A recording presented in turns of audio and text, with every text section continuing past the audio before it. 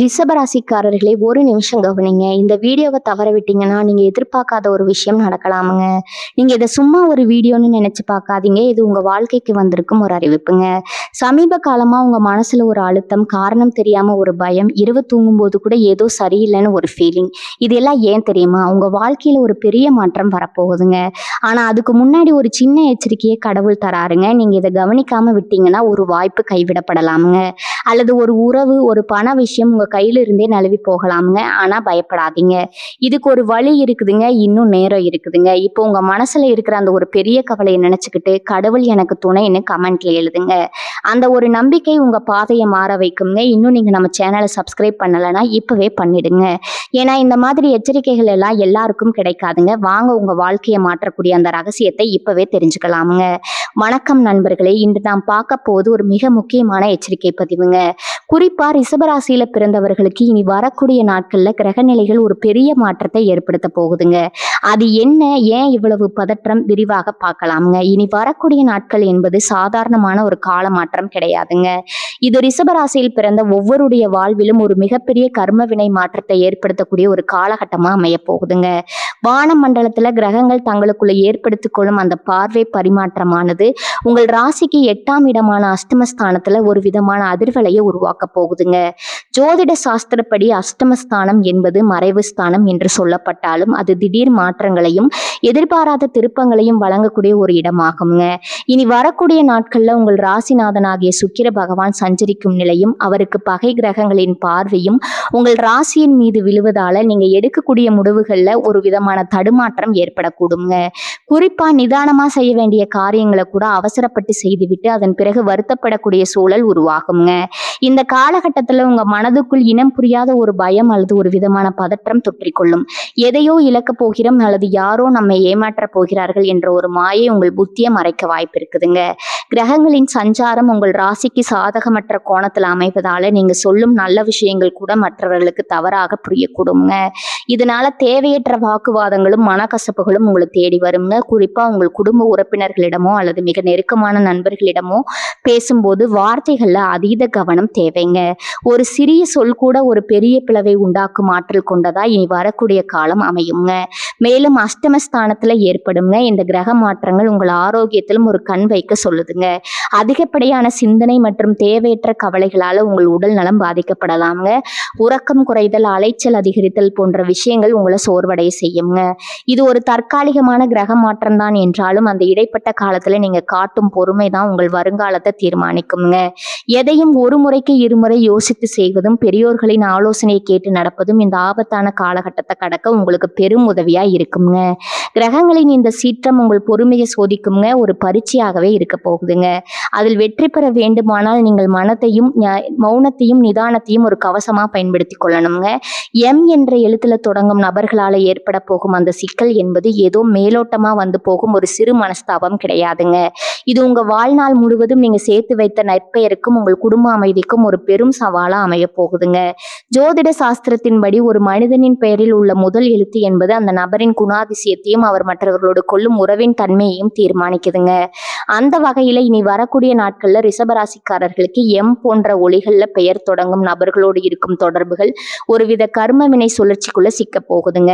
உதாரணத்துக்கு உங்கள் நெருங்கிய நண்பர் ஒருவர் முத்தையா என்ற பெயர் கொண்டவராய் இருக்கலாம் அல்லது உங்கள் தொழில் வட்டாரத்துல முத்து என்றோ மணி என்றோ பெயர் கொண்டவர்கள் இருக்கலாம். இதுவரை அவர்கள் உங்களுக்கு பக்கபலமா இருந்திருக்கலாம்ங்க. உங்கள் கஷ்ட நஷ்டங்கள்ல தோள் கொடுத்திருக்கலாம். ஆனா இந்த கிரக மாற்றமானது அவர்களின் எண்ணங்கள்ல ஒரு மாற்றத்தை ஏற்படுத்துங்க. அவர்கள் அறியாமலேயே உங்களுக்கு எதிராக செயல்பட தொடங்குவாங்க அல்லது அவர்கள் செய்யும் ஒரு சிறு தவறு உங்களை ஒரு பெரிய பெரிய இக்கட்டான சூழல்ல கொண்டு போய் நிறுத்துங்க. குறிப்பா நீங்க மற்றவர்களை விட அதிகமா நம்பக்கூடிய அந்த எம் எழுத்து நபர்களிடம் இருந்துதான் இந்த ஏமாற்றம் தொடங்கும் என்பதுதான் இங்கு வேதனையான விஷயம்ங்க. ஒரு உறவுல விரிசல் என்பது எடுத்த உடனே வந்து விடாது. அது மெல்ல மெல்ல ஒரு சிறு சந்தேகத்துல தொடங்கி தேவையற்ற விவாதங்களா மாறி இறுதியில பிரிய முடியாத ஒரு சுவரா உங்கள் இருவருக்கும் இடையே நிற்குங்க. அந்த எம் எடுத்துக்கொண்ட நபர் வர்ற உங்கள் உடன் பிறந்தவரா இருக்கலாம் அல்லது உங்கள் வாழ்க்கை துணையாகவே கூட இருக்கலாமுங்க. நீங்க எவ்வளவோ விட்டு கொடுத்து போனாலும், நீங்க எவ்வளவோ உண்மையா இருந்தாலும் அவர்கள் உங்கள் மீதான பார்வையை மாற்றிக்கொள்ள மாட்டாங்க. அவர்களின் வார்த்தைகள்ல இருக்கும் கசப்பு உங்கள் மனதை ரணமாக்குங்க. நாம் இவருக்காக என்னவெல்லாம் செய்தோம், ஆனா இன்று இப்படி பேசுகிறாரேன்னு நீங்க தனிமையில அமர்ந்து கண்ணீர் வடிக்கக்கூடிய சூழலை இந்த கிரக நிலைகள் உருவாக்குமுங்க. அதே போல தொழில் ரீதியா பார்த்தா எம் எழுத்துல தொடங்கும் முதலாளி அல்லது மேலாளர்கள் அல்லது உங்கள் கீழ் பணிபுரியும் நபர்களால உங்களுக்கு கடும் நெருக்கடிகள் வருங்க. நீங்க செய்த வேலைக்கான அங்கீகாரம் உங்களுக்கு கிடைக்காம போகலாம், அல்லது நீங்க செய்யாத தவறுக்கு அவர்கள் உங்களை குற்றம் சாட்டலாம்ங்க. இந்த நேரத்துல நீங்க கோவப்பட்டு பேசுவது எரியும் நெருப்புல எண்ணெயை ஊற்றுவது போல ஆகிடும்ங்க. அந்த நபர் உங்களை வம்புக்கு இழுத்தாலும் நீங்க அமைதியாக இருப்பதே உங்கள் கௌரவத்தை காக்கும்ங்க. நிதி ரீதியான விஷயங்கள்ல இன்னும் கூடுதல் எச்சரிக்கை தேவைங்க. எம் எழுத்துல தொடங்கும் ஒரு நபர் உங்களிடம் ஒரு அவசர தேவைக்காக பணம் கேட்கலாம், அல்லது ஒரு தொழில முதலீடு செய்ய உங்களை வற்புறுத்தலாமுங்க. உங்க மனதுக்குள்ளேயே ஒரு தயக்கம் இருந்தாலும் அந்த நபரின் மீது உள்ள அன்பால அல்லது பாசத்தினால நீங்க சம்மதிக்க வாய்ப்பு இருக்குதுங்க. ஆனா அப்படி செய்தால் அந்த பணம் திரும்ப வராது என்பது ஒரு புறம் இருந்தாலும், அந்த பணத்தினால் உங்கள் உறவே மொத்தமா முறிந்துவிடும் என்பதை மறந்து விடாதீங்க. உங்க வாழ்வில நீங்க சந்திக்கும் ஒவ்வொரு எம் எழுத்து நபரும் கெட்டவர்கள் என்ற அர்த்தம் கிடையாதுங்க. ஆனா இனி வரக்கூடிய காலகட்டத்துல அவர்களின் ஜாதகமும் உங்கள் ஜாதகமும் மோதிக்கொள்ளும் அந்த புள்ளியில கசப்புகள் உருவாவது தவிர்க்க முடியாததாகுதுங்க. ஒருவேளை உங்கள் பழைய நண்பர் சிவா போன்றவர்கள் உங்களுக்கு ஆறுதலாக இருக்கலாம்ங்க. ஆனா எம் எழுத்து கொண்டவர்கள் உங்கள் நிம்மதியை குலைக்கும் ஒரு காரணியாகவே இருப்பாங்க. எனவே இந்த நேரத்துல நீங்க செய்ய வேண்டியது ஒண்ணுதாங்க. யாரிடமும் அதிகமா எதையும் எதிர்பார்க்காதீங்க. குறிப்பா எம் எழுத்து நபர்களிடம் உங்கள் ரகசியங்களை பகிராதீங்க. அவர்கள் உங்கள் பலவீனத்தை தெரிந்து கொண்டு பின்னால அதையே உங்களுக்கு எதிராக பயன்படுத்தக்கூடுங்க. கிரகங்களின் சஞ்சாரம் மாறும் போது மனிதர்களின் குணமும் மாறும் என்பதை புரிந்து கொண்டு இந்த சோதனையான காலத்தை நீங்க மிகுந்த புத்திசாலித்தனத்தோடு கடக்க வேண்டும்ங்க. உங்கள் ராசிக்கு இந்த அஸ்தமஸ்தான பாதிப்பு இருக்கும் வரை மனம் மட்டுமே உங்கள் உற்ற நண்பனாக இருக்குங்க. பேச்சை குறைத்து கொண்டு செயல்ல கவனம் செலுத்துங்க. யாராவது உங்களை புண்படுத்தினா அது கிரகங்களின் ஆட்டம்னு எண்ணி அமைதியா கடந்து செல்லுங்க. ரிஷபராசியில் பிறந்த அன்பர்களே, இப்போது நாம் பேச போகும் இந்த உறவு பிரிவு என்பது உங்க வாழ்க்கையின் அடித்தளத்தையே ஆட்டங்காண செய்யக்கூடிய ஒரு மிக முக்கியமான எச்சரிக்கையாகுங்க. பொதுவாகவே ரிஷபராசிக்காரர்கள் பொறுமைக்கும் நிதானத்திற்கும் பெயர் போனவர்கள் என்றாலும், இனி வரக்கூடிய நாட்கள்ல உங்கள் ராசி மண்டலத்துல நிகழப்போகும் கிரகங்களின் யுத்தம் உங்கள் நடவடிக்கையை சோதிக்க போகுதுங்க. அதே போல உங்க நாவடக்கத்தையும் சோதிக்க போகுதுங்க. ஜோதிட ரீதியா பார்த்தா உங்க ராசிக்கு குடும்பஸ்தானம் மற்றும் வாக்குஸ்தானத்துல ஏற்படக்கூடிய சில அசுப பார்வைகள் நீங்கள் சாதாரணமாக சொல்லும் ஒரு வார்த்தையை கூட மற்றவர்களுக்கு ஒரு பெரிய ஆயுதமா மாற்றி காட்டுங்க. ஒரு உறவு என்பது பல ஆண்டுகால நம்பிக்கையாலும் பல விட்டு கொடுத்தல்களாலும் கட்டி எழுப்பப்பட்ட ஒரு கோட்டை போன்றதுங்க. ஆனா அந்த கோட்டையை தகர்ப்பதற்கு ஒரு சிறிய தீப்பொறி போதும் என்பது போல உங்கள் பேச்சுல வெளிப்படும் ஒரு துளி ஆவேசம் உங்க வாழ்நாள் பந்தத்தை அறுத்தெறியக்கூடுங்க.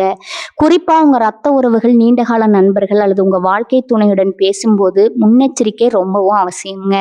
நீங்க நியாயமான ஒரு கருத்தை சொன்னால் கூட அது அவர்களுக்கு அதிகாரமாகவோ அல்லது அவமானமாகவோ தெரியக்கூடிய ஒரு எதிர்மறை ஆற்றல் இப்போது உங்க பேச்சுல கலந்திருக்குங்க.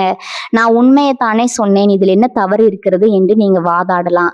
ஆனா காலமும் கிரக நிலைகளும் இப்போது உங்களுக்கு சாதகமாக இல்லை என்பதால அந்த உண்மை கூட இப்போது ஒரு பிரிவைத்தான் தேடித்தருங்க.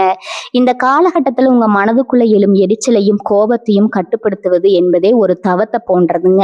ஒருவேளை நீங்க பேச நினைக்கும் அந்த எம் எழுத்து கொண்ட நபர் உங்களை சீண்டலாம், உங்கள் பொறுமையை சோதிக்கலாமுங்க. அந்த நேரத்துல நீங்க மௌனமா அந்த இடத்தை விட்டு நகர்ந்து விடுவதுதான் ரொம்பவும் புத்திசாலித்தனம்ங்க. ஏனென்றால் நீங்க பேச தொடங்கினால் அது ஒரு விதமாக மாறி பின் அது ஒரு பெரிய சண்டையா உருவெடுத்து இறுதியில இனி உனக்கு எனக்கு எந்த ஒற்றும் இல்லை, உறவும் இல்லைங்கிற நிலைக்கு கொண்டு போய் விட்டுடுங்க. முத்தையா போன்ற முதிர்ந்த மனிதர்கள் உங்க வாழ்க்கையில குறுக்கிட்டு சில அறிவுரைகளை சொன்னால் அதை அலட்சியப்படுத்தாம காதை கொடுத்து கேளுங்க. குறிப்பா கணவன் மனைவி உறவுல இந்த விரிசல் என்பது ஒரு தீராத வடுவை ஏற்படுத்த வாய்ப்பு இருக்குதுங்க. சின்ன சின்ன குறைபாடுகளை பெரிதுபடுத்தாதீங்க. பழைய கசப்பான சம்பவங்களை மீண்டும் கிளறாதீங்க. இனி வரக்கூடிய நாட்கள்ல சில வாரங்கள் நீங்க ஒரு மனவிரதத்தை கடைபிடித்தா கூட அது உங்கள் உறவை காப்பாற்றும் ஒரு கவசமா இருக்குங்க. உங்க வார்த்தைகள் தேனை போல இனிமையாக இருக்க வேண்டிய இடத்துலதான் இப்போது கசப்பு சேருங்க. எனவே ஒரு வார்த்தையை பேசுவதற்கு முன்பு 10 முறை யோசிங்க. உங்க ராசிநாதன் சுக்கிரன் உங்களுக்கு கொடுத்த அந்த நற்பெயரை ஒரு நிமிட ஆத்திரத்துல இழந்து விடாதீங்க. உறவுகள் பிரிவது என்பது ஒரு நொடியில நடந்துடுங்க. ஆனா அந்த பிரிவினால் ஏற்படும் வலி என்பது ஆயுள் முழுவதும் உங்களை வாட்டக்கூடியதுங்க. எதனால பிரிந்தோம் என்று பின்னால நீங்க யோசித்து பார்க்கும்போது அதற்கு ஒரு பெரிய காரணமே இருக்காது. உங்கள் நாவிலிருந்து வெளிப்பட்ட அந்த ஒரு தவறான வார்த்தை தான் காரணமா இருக்குங்க. ஆகவே ரிஷபராசிக்காரர்களே, இந்த உறவு பிரிவு தோஷத்துல இருந்து தப்பிக்க வேண்டுமானால் நீங்க செய்ய வேண்டிய ஒரே பரிகாரம் பொறுமை என்பது மட்டும்தாங்க. மற்றவர்கள் உங்களை தவறாக புரிந்து கொண்டால் போகட்டும் என்று விட்டுவிடுங்க. காலம் ஒரு நாள் உண்மையை உணர்த்துங்க. ஆனா அந்த காலம் வரும் வரை உங்கள் உறவுகளை நீங்க பத்திரமா பாதுகாத்து கொள்ள வேண்டும்ங்க. இந்த எச்சரிக்கையை ஒரு வேத வாக்காய் எடுத்துக்கொண்டு உங்க பேச்சிலும் செயலிலும் நிதானத்தை கடைபிடிங்க. இந்த திடீர் மாற்றத்திற்கான அடிப்படை காரணத்தை நாம ஆழமா ஆராய வேண்டியது அவசியம்ங்க. வானவியலில் நிழல் கிரகங்கள் என்று அழைக்கப்படக்கூடிய ராகு மற்றும் கேதுவின் சஞ்சாரமானது உங்கள் ராசிக்கு ஒரு சவாலான காலகட்டத்தை உருவாக்கி இருக்குதுங்க. பொதுவாக ராகு என்பவர் பிரம்மாண்டத்தையும் அதே சமயம் மாயையும் கொடுப்பவருங்க. கேது என்பவர் ஞானத்தையும் அதே சமயம் ஒரு விதமான பிடிவாதத்தையும் தனிமையும் கொடுப்பவருங்க. இந்த 2 கிரகங்களும் உங்கள் ராசிக்குரிய மிக முக்கியமான வீடுகளை தங்களின் பிடிக்குள் வைத்திருப்பதால உங்கள் ஆழ் மனதுல தேவையற்ற சந்தேகங்கள் எழத் தொடங்குங்க. இதுவரை உங்கள் மீது அதீத அன்பு செலுத்தியவர்கள் கூட திடீரென்று உங்களுக்கு எதிரியாக தெரிவாங்க. இவர்கள் ஏன் இப்படி பேசுகிறார்கள், இவர்களுக்கு பின்னால் யாராவது இருக்கிறார்களா என்ற தேவையற்ற எண்ண ஓட்டங்கள் உங்கள் நிம்மதியை குலைக்குங்க. இந்த கிரகங்களின் ஆதிக்கத்தால ஒருவரை ஒருவர் புரிந்து கொள்வதில் மிகப்பெரிய இடைவெளி ஏற்படுங்க. நீங்க ஒரு விஷயத்தை நல்ல எண்ணத்துடன் செய்வீங்க, ஆனா அது மற்றவர்களுக்கு தவறான நோக்கம் கொண்டதாக தோன்றுங்க. அதே போல் மற்றவர்கள் உங்களுக்கு சொல்லும் நல்ல ஆலோசனைகள் கூட உங்கள் காதுகளுக்கு கசப்பாக இருக்குங்க. இந்த தவறான புரிதலானது ஒரு நச்சுப்புகை போல உங்கள் உறவுகளுக்குள்ள பரவி மிக நெருக்கமானவர்களை கூட உங்களை விட்டு வெகு தூரம் விலகி செல்ல வைக்குங்க. இனி இவருடன் பேசி எந்த பயனும் இல்லை என்று உங்கள் உறவினர்களோ அல்லது நண்பர்களோ முடிவெடுக்கும் அளவிற்கு சூழல் தீவிரமடையுங்க.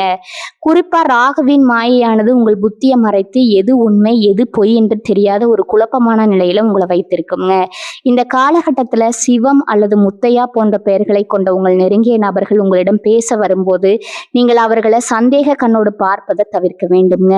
கிரகங்களின் பிடியில நீங்க இருப்பதால உங்க கண்களுக்கு தெரிவது எல்லாமே ஒரு நிழலோட்டமாவே இருக்குங்க. கேதுவின் தாக்கம் உங்கள் மனதிற்குள்ள ஒரு விதமான விரக்தியை உருவாக்குங்க.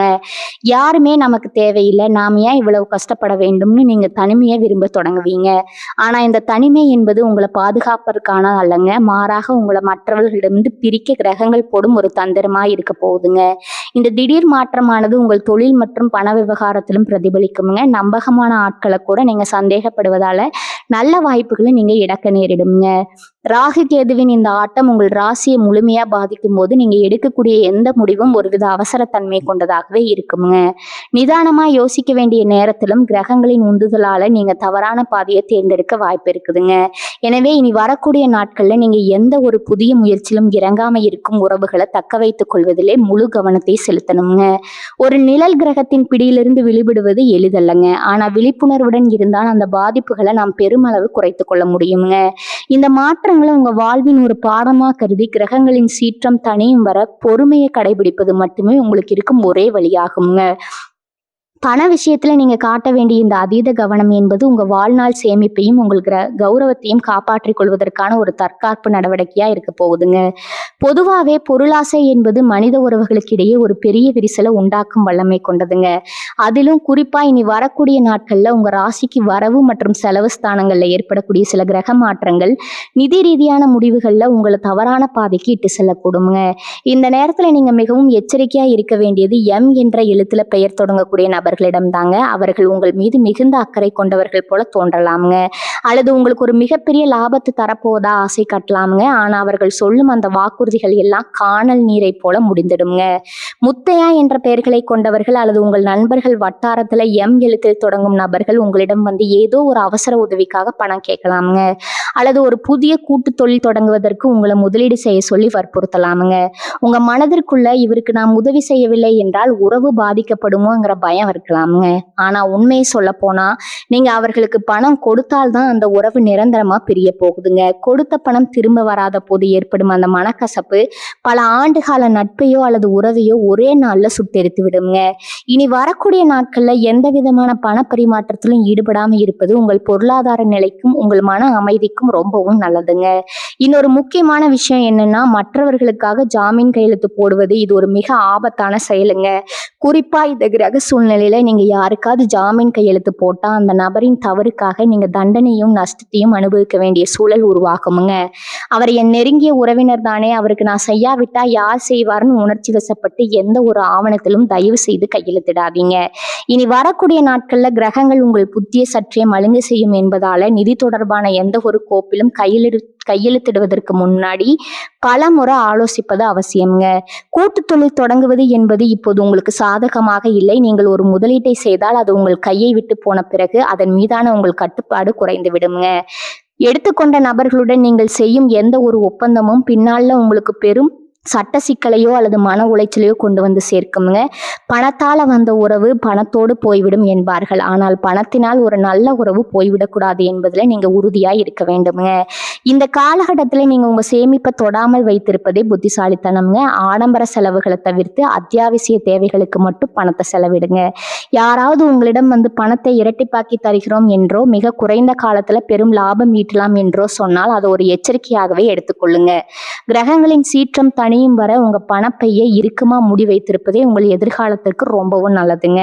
இல்லைன்னா நீங்க கஷ்டப்பட்டு சம்பாதிச்ச பணமும் உங்க கையை விட்டு போய்விடுங்க. அதோட அந்த நபருடனான உங்கள் உறவும் கசந்து போய்விடுங்க. இந்த உண்மையை உணர்ந்து நிதி மேலாண்மையில மிகுந்த விழிப்புணர்வோடு செயல்படுங்க. வாழ்க்கையில சோதனைகள் வரும்போது அதை எதிர்கொள்ளும் துணிச்சலை விட அந்த சோதனைகளில் இருந்து நம்மை காத்துக்கொள்ளும் ஞானமே மிக அவசியமானதுங்க.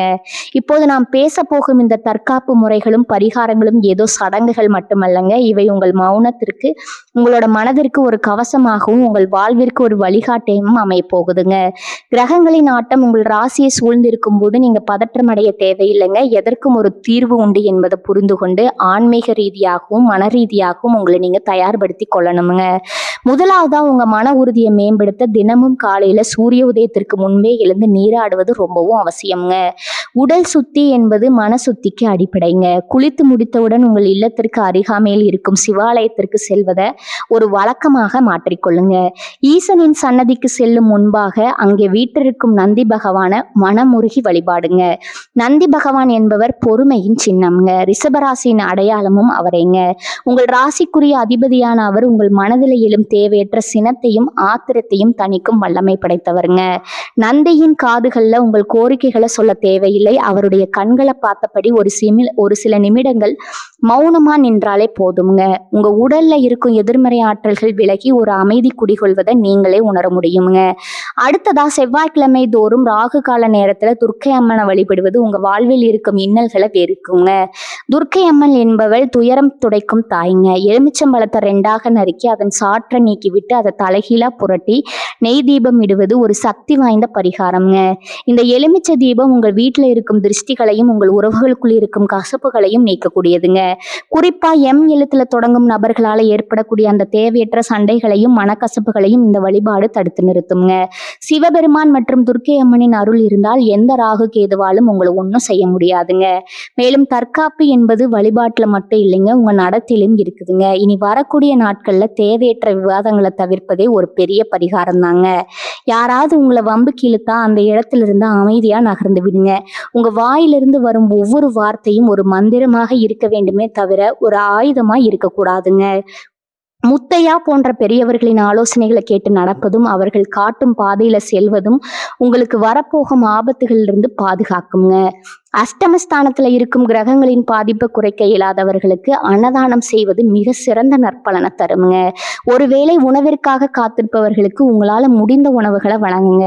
பசுக்களுக்கு அகத்துக்கீரை அல்லது பழங்கள் கொடுப்பது ரிஷபராசிக்காரர்களுக்கு பெரும் யோகத்தை தருங்க. உங்கள் ராசிக்குரிய விலங்கான பசுவை நீங்கள் ஆராதிக்கும் போது உங்கள் கர்ம வினைகள் குறைந்து உறவுகள் பலப்படுங்க. மனதிற்குள் எப்போதும் நமச்சிவாய என்ற பஞ்சாசர மந்திரத்தை உச்சரித்து கொண்டே இருங்க. இந்த தியானம் உங்கள் எண்ணங்களை ஒருமுகப்படுத்துங்க. தேவையற்ற சந்தேகங்களை விரட்டுங்க. இறுதியா பயம் என்பது ஒரு மாயை. கிரகங்கள் நமக்கு சில பாடங்களை கற்றுத்தர வருகின்றவே தவிர நம்மை அழிப்பதற்காக வரலைங்க. நீங்க காட்டும் பொறுமையும் நீங்கள் செய்யும் அறச்செயல்களும் இந்த வழிபாட்டு முறைகளும் உங்களை ஒரு பாதுகாப்பான வட்டத்திற்குள் தான் வைத்திருக்குங்க. நம்பிக்கையோடு இந்த எளிய பரிகாரங்களை செய்யுங்க. காலம் மாறும், கவலைகள் தீருங்க. மீண்டும் உங்கள் வாழ்வில் வசந்தம் வீசும், உங்கள் உறவுகள் மீண்டும் மலரும், மன அமைதி திரும்பும் என்பது ரொம்பவும் உறுதிங்க. காலம் என்பது ஒரு நீரோடையை போன்றது. அதை யாருக்காகவும் எப்போதும் காத்திருக்காதுங்க.